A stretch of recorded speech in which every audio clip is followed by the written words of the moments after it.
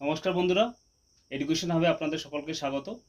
তো আমাদের এডুকেশন হাবের এই প্রথম ভিডিও এবং সর্বপ্রথম আমরা বলতে চাই আমাদের এই এডুকেশন হাবটির মেন উদ্দেশ্য হলো বিশেষত যারা প্রত্যন্ত গ্রামের স্টুডেন্টরা বা ছাত্রছাত্রীরা রয়েছে তারা কম্পিটিটিভ এক্সামে বসতে চলেছে বা বিভিন্ন বিষয় সম্বন্ধে আমরা এখানে বিভিন্ন বিদ্যামূলক বা বিভিন্ন রকমের এডুকেশনের ভিডিও নিয়ে আসি। বিশেষ করে বিভিন্ন সাবজেক্ট যেমন ইংরেজি, অঙ্ক, জিআই এর উপরে আমরা বিভিন্ন ভিডিও নিয়ে আসবো। তো আজকে আমরা প্রথমে ইংরেজি আমরা শিখতে যাচ্ছি এবং আমার বিশেষ করে আমি ইংরেজি শেখাবো এবং আমার অন্যান্য যে সমস্ত সহপাঠী রয়েছে তারা অঙ্ক এবং জিআই বা অন্যান্য সাবজেক্ট শেখাবে। তো চলুন আজকে আমরা ইংরেজি একদম প্রথম থেকে শুরু করি এবং প্রথমে আমরা জানি যে ইংরেজিতে যে লেটার বা বর্ণ এটি সাধারণত 26টি রয়েছে। তার মধ্যে ভাওয়েলস 5টি, এ, ই, আই, ও, ইউ, এবং বাদবাকি 21টি হলো কনসোনেন্ট।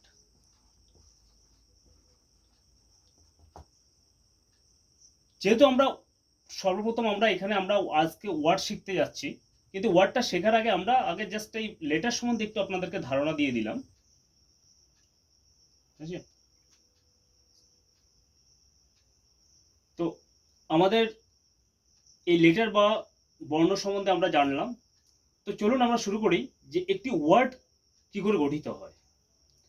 তো ওয়ার্ড কাকে বলে আমি একটু হালকা ডেফিনিশন দিচ্ছি।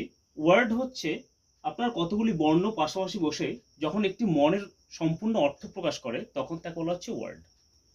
So in English if I and say it, what is a word?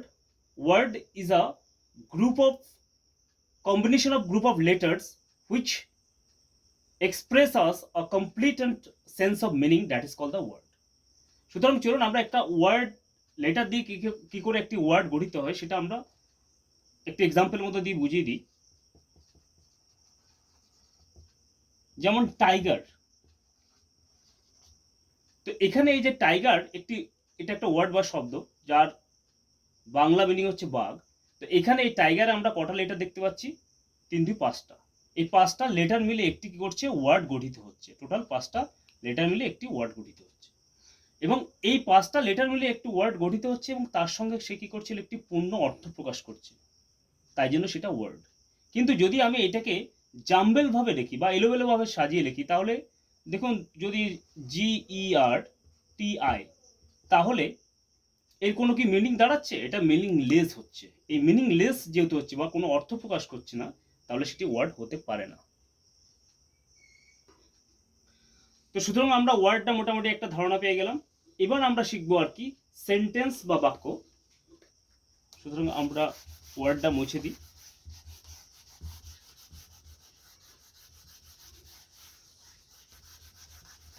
তো এবার আমরা শিখবো সেন্টেন্স বা বাক্য। এই সেন্টেন্স বা বাক্য কাকে বলে? আমরা যেমন একটু আগে জেনেছি যে কতগুলি লেটার পাশাপাশি বসে একটি পূর্ণ অর্থ প্রকাশ করলে তখন তাকে বলা হচ্ছে ওয়ার্ড বা শব্দ। তেমনি কতগুলি ওয়ার্ড পাশাপাশি বসে যখন একটি পূর্ণ অর্থ প্রকাশ করবে মনের, তখন তাকে বলা হচ্ছে সেন্টেন্স বা বাক্য। তাহলে এই সেন্টেন্স বা বাক্য কাকে বলছে তার একটা এক্সাম্পল মতো দিয়ে আমি বুঝিয়ে দিই। যেমন I have told a story. তো এই পুরো এটি একটি সেন্টেন্স বা বাক্য, কারণ এখানে আমরা দেখেছি যে কতগুলি গ্রুপ অফ ওয়ার্ডস রয়েছে। যেমন I have told a story, তার মধ্যে আমরা যদি বলা হয় এটা হ্যাভটা একটা অক্সিলারি ভার্ব বা হেল্পিং ভার্ব, টোল্ডটা হচ্ছে মেন ভার্ব, আর স্টোরিটা হচ্ছে এখানে অবজেক্ট। তাহলে যদি আমরা ধরে নিই আর কি যে এখানে 3টে ওয়ার্ড রয়েছে এবং সেই 3টে ওয়ার্ড পাশাপাশি বসে একটি পূর্ণ অর্থ প্রকাশ করছে, তবেই সেটি একটি সেন্টেন্স বা বাক্য হচ্ছে। কিন্তু আমি এটাকে অনুরূপভাবে যেমন ওয়ার্ডের মতো এটাকে জাম্বেল ভাবে সাজিয়ে দিই বা এলোমেলো ভাবে সাজিয়ে দিই। যেমন told I a story have, তাহলে এইটার কোনো মিনিং দাঁড়াচ্ছে না, অতএব এটা সেন্টেন্স বা বাক্য নয়। সুতরাং বন্ধুরা, আশা করছি ওয়ার্ড আর সেন্টেন্স সম্বন্ধে তোমাদের কোনো ডাউট নেই। সুতরাং এইবার আমরা সাবজেক্ট আর প্রেডিকেট সম্বন্ধে আমরা একটু ধারণা দিয়ে দেবো তোমাদেরকে। এবং একটা, যেহেতু আমরা জানলাম এটি একটি সেন্টেন্স বা বাক্য, এবং একটি বাক্যের মধ্যে দুটো অংশ বা পার্ট থাকে স্পেশালি, সেটা আমরা জানি সাবজেক্ট এবং প্রেডিকেট। এবার সাবজেক্টটা কাকে বলে সেটা আমাদের জানা দরকার। সাবজেক্টটা বলা হচ্ছে আর কি, অর্থাৎ আমরা যার সম্বন্ধে বলছি আর কি, যে ব্যক্তির সম্বন্ধে বলছি সেইটাকেই আমাদের সাবজেক্ট বলা হয় এই বাক্যটার মধ্যে। এই বাক্যটা যেমন I have told a story, তাহলে আমি I have told a story, আমি একটি গল্প বলিয়াছি, যদি আমি বাংলায় মানে ট্রান্সলেশন করি, তাহলে এখানে গল্পটা কে বলেছে? আই, অর্থাৎ যে ব্যক্তি কাজটা করছে সেই সাবজেক্ট। এবং এই সাবজেক্ট সম্বন্ধে কি বলা হয়েছে? টোল্ড আ স্টোরি, সেই তার সম্বন্ধে বলা হয়েছে সে একটি গল্প বলেছে, অর্থাৎ সাবজেক্ট সম্বন্ধে যেটা বলা হচ্ছে সেটাই হচ্ছে প্রেডিকেট। এবং বাংলায় সাবজেক্টকে বলা হচ্ছে উদ্দেশ্য এবং প্রেডিকেট বলা হচ্ছে বিদেহ। তো সুতরাং আজকে বন্ধুরা আমাদের এই পর্যন্তই ভিডিওটা থাকবে। সুতরাং বন্ধুরা, যাই হোক, তোমাদের ডাউট ক্লিয়ার করার জন্য আমি আরো 2-4টা উদাহরণের মধ্যে দিয়ে এই সাবজেক্ট আর প্রেডিকেটটা আমরা ভালো করে আরো বুঝে নেব। যদি বলো Riya sings a song,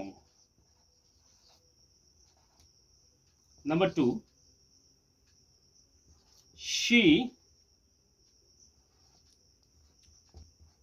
likes tea।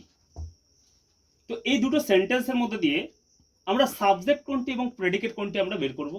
তাহলে এখানে প্রথম সেন্টেন্সটার মধ্যে দিয়ে বলছে রিয়া সিংস আ সং, এখানে বলা হচ্ছে রিয়া একটি গান করে।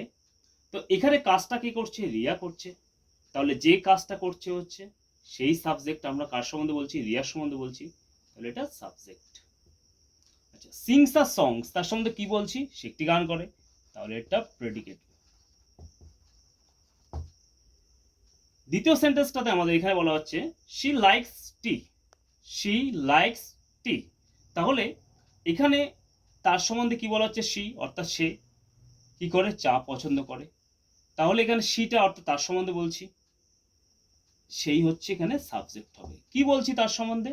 লাইকস টি, এটাই হচ্ছে প্রেডিকেট। সুতরাং বন্ধুরা, আজকে আমাদের ভিডিওটি এই পর্যন্ত এখানে শেষ করলাম।